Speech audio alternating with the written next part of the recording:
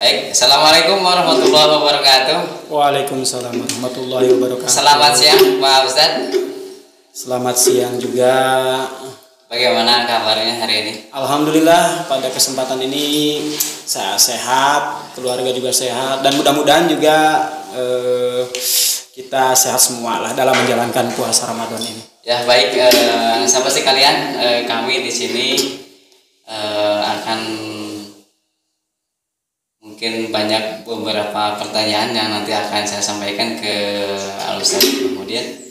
Tapi sebelumnya kita akan berbincang-bincang dulu seputar aktivitas di bulan Ramadan. Bagaimana Pak aktivitas pada bulan Ramadan ini?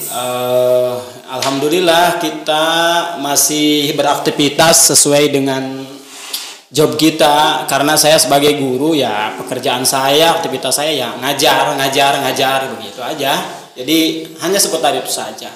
Kemudian kegiatan di masjid ya seperti begitu saja, seperti tahun-tahun kemarin tadarus. Ya, mungkin ada perbedaan dari tahun ke tahun gitu Pak. Perbedaannya dengan tahun-tahun ke belakang, kalau tahun ini kita diserang COVID-19, jadi taraweh itu berjamaah itu agak berkurang gitu.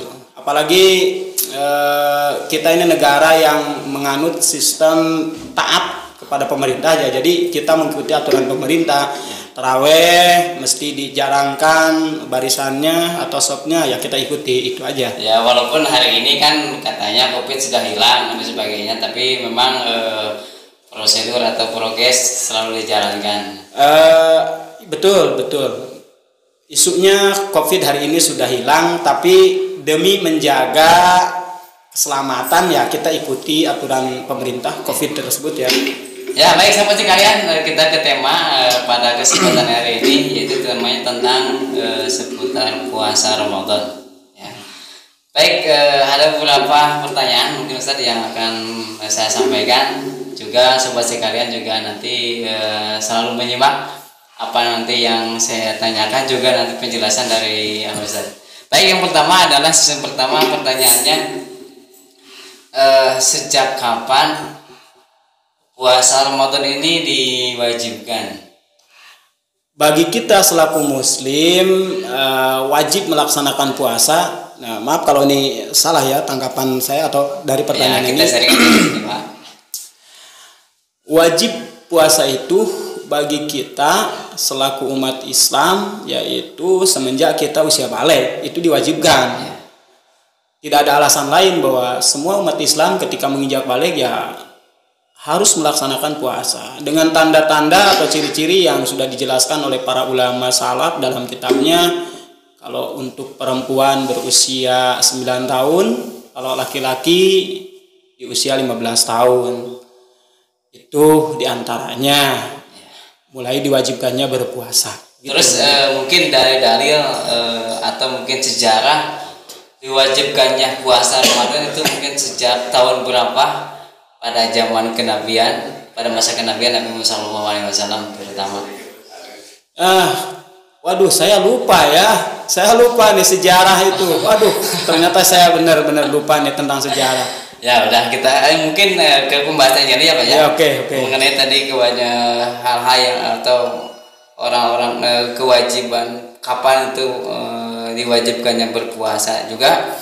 Mungkin di samping itu kita lihat fenomena sekarang ini.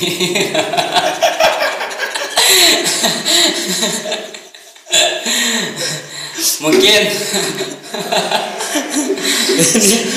ini kita ngobrol ya, tidak seperti biasa kita ngobrol di warung kopi ya. Ini ada rasa apa gitu dengan obrolan seperti ini? Ternyata memang kita harus belajar. Tapi mudah-mudahan sobat sekalian juga menyaksikan dengan obrolan kita di sini. Tadi yang sudah diutarakan kapan diwajibkannya, sejak kapan diwajibkan kita berpuasa, di antaranya itu khusus orang-orang muslim itu sejak akhir balik di antaranya. Dan juga banyak fenomena yang kita mungkin lihat sekarang ini dengan berbagai alasan juga, terutama ya di kalangan generasi muda, karena pelajar. Jadi ada kata bahasa godin gitu. Ya, bahasa godin. Tapi juga mohon penjelasan mengenai bahasa-bahasa yang sudah tren di masyarakat tuh bahasa Godin itu seperti apa? ini sejak saya sejak saya menikah, mungkin dari tahun 2004 baru denger gitu kan. Ketika saya masih anak-anak nggak denger namanya Godin gitu kan. Itu Godin mungkin dari niat itu kan ada nawaitu sama Godin gitu kan. Niat abdi puasa poe isuk, berarti pagi-pagi sudah makan gitu. Jadi ketika mereka pagi-pagi sudah makan, makanya bilangnya Godin gitu. Mungkin padahal, itu. Ya, padahal secara pengertian Godin itu besok kan. Besok, iya. Tapi ternyata secara gunakan Godin itu mereka berbuka puasa, Pak. Itu mungkin itu bahasa ini bahasa planet mana itu. Kita di planet bumi, mereka sudah planet alam ruh kayaknya. Mungkin sampai sekarang juga itu sering ya terdengar ya kata-kata Godin itu. Tapi memang disalah artikan ya. Godin itu identiknya dengan mereka berbuka puasa, padahal Godin sendiri adalah artinya besok. Baik, selanjutnya pertanyaan yang kedua, mungkin sahabat kalian juga nanti bisa menyimak. Jadi dalam pada kegiatan bulan puasa ini, kita seorang muslimah yang sejati, yang taat melaksanakan ibadah puasa, mungkin tidak terasa. Jadi ada beberapa hal, mungkin nanti bisa jelaskan apa saja yang berpengaruh terhadap berkurangnya nilai puasa, Pak. Mohon ya Ibu.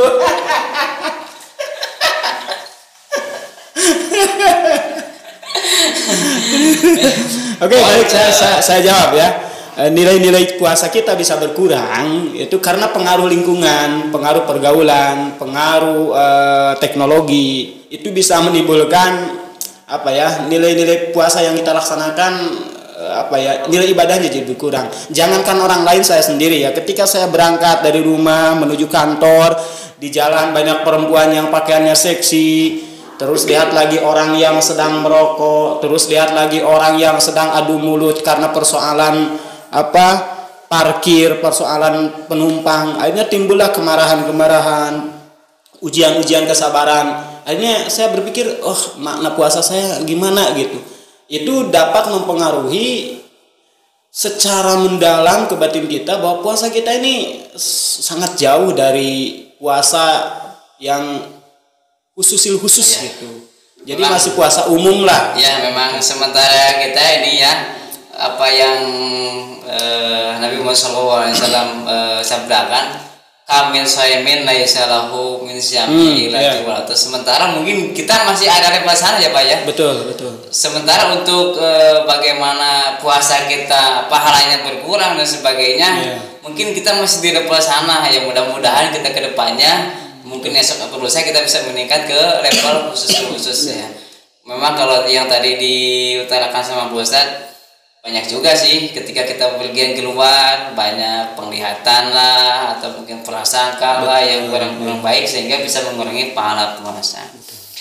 Baik, itu sobat sekalian, kita lanjut ke season ketiga, yaitu hal apa saja atau mungkin aktivitas yang harus kita laksanakan supaya kita bisa menambah energi puasa atau menambah pahala-pahala puasa selain kita tadi puasa dari mulai terbit fajar sampai dengan terbenam matahari. Mungkin ada beberapa hal atau aktivitas yang harus kita lakukan untuk menambah pahala puasa kita, Ustaz.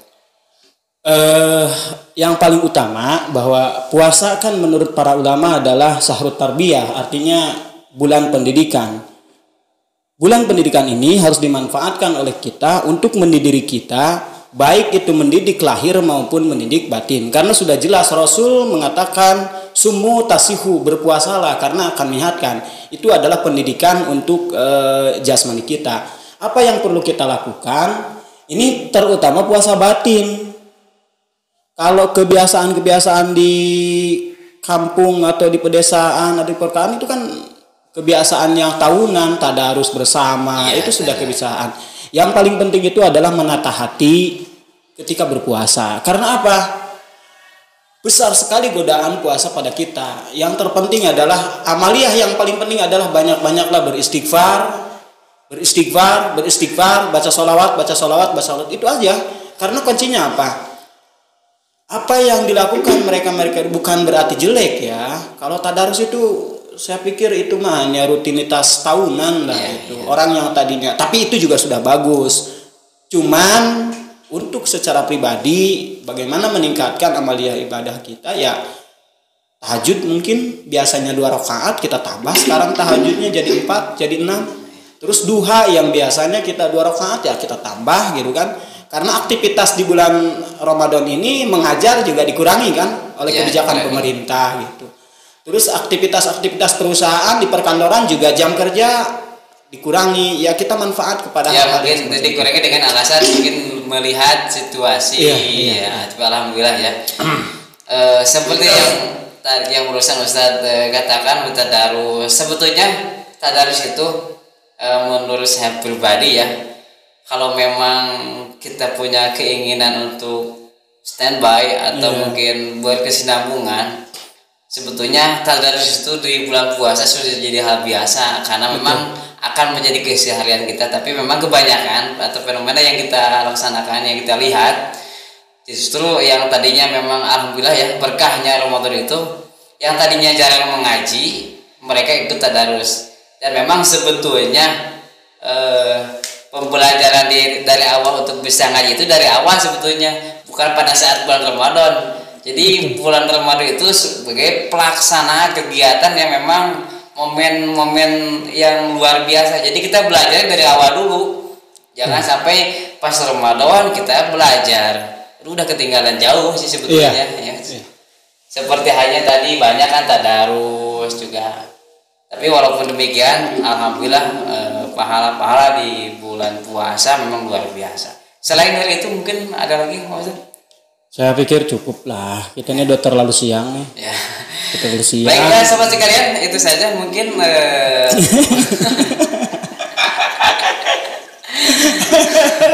yang bisa kita atau yang kita bisa sharing pada kesempatan hari ini. Mudah-mudahan bermanfaat juga berkah di bulan ini. Kesimpulan gitu. Baik, untuk season akhir barangkali mungkin Pak Ustadz ada kesimpulan atau mungkin ada kesan atau pesan.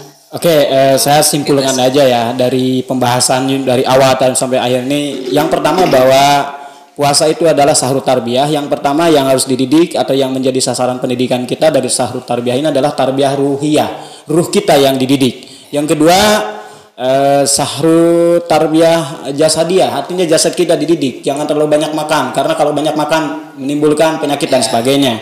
Berikutnya tarbiyah ijtimaiyah, artinya dengan puasa kita harus bisa merasakan penderitaan orang lain di sekitar kita, artinya sosial lah ya. Makanya ada di akhir yang namanya sedekah itu zakat fitrah. Itu adalah bagian daripada tarbiyah ijtimaiyah. Bentuknya. Yang keempat tarbiyah khuluqiyah. Puasa ini mendidik kita menjadi orang sabar, mendidik kita menjadi orang yang telaten, mendidik kita menjadi orang yang sensitif. Nah, akhlak kita dengan bulan puasa ini mudah-mudahan kita menjadi orang-orang yang memiliki akhlak yang sensitif terhadap penderitaan orang lain, terus sabar ketika menghadapi orang lain, mengurangi kata-kata kotor. Mungkin itu saja. Jadi ada 4 kesimpulan dari apa yang saya sampaikan, walaupun tadi acak-acakan gitu kan, dan tidak jelas arahnya gitu. Oke, terima kasih. Mungkin saya pamit dulu ya. Ya begitu. Ya. Makanya Ustaz ya. Oke, sobat sekalian itu tadi kesimpulan tentang sharing kita hari ini. Mudah-mudahan bermanfaat. Saya selaku pribadi juga atas nama kru mengucapkan banyak terima kasih. Selamat menjalani ibadah puasa. Sekian terima kasih. Assalamualaikum warahmatullahi wabarakatuh. Waalaikumsalam. Selamat.